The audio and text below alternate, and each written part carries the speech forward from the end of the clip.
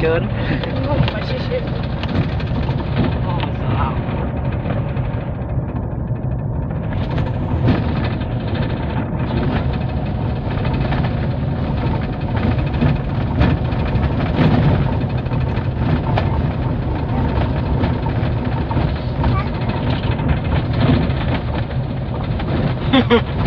โอ้ยเจ๋งอ่ะ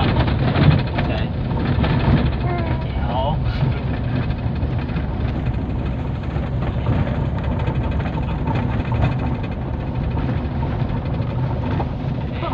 ได้แล้วนี่ๆ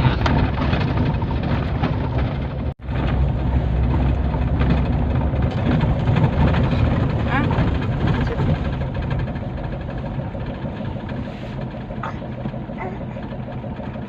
บ้าเท่านั้นครับแป้งแม่จ๋า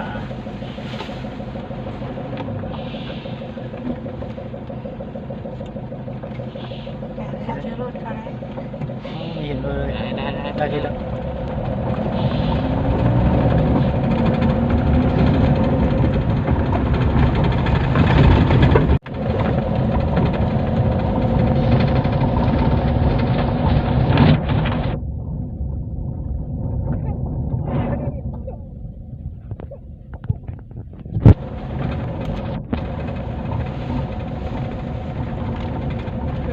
ยอด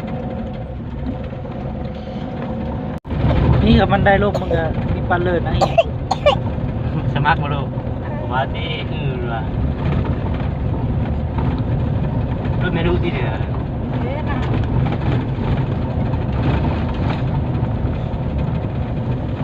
รถไม่รู้เลย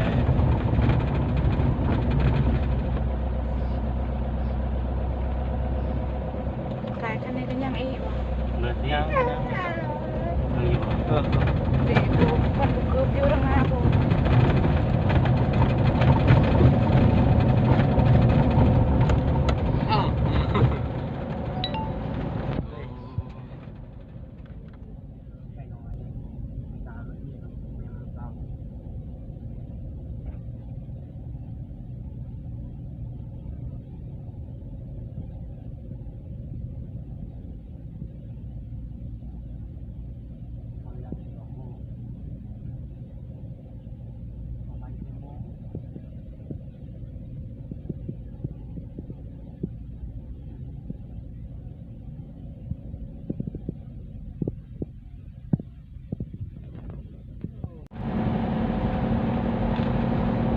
เอาไป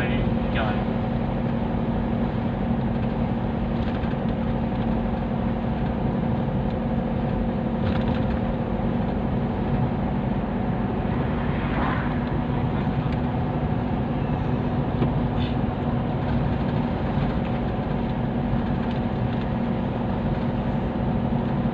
ตอนนี้แหละตอนนี้เฮ้ยนี่แหละมีรถสีฟ้านี่น้องเฮ้ย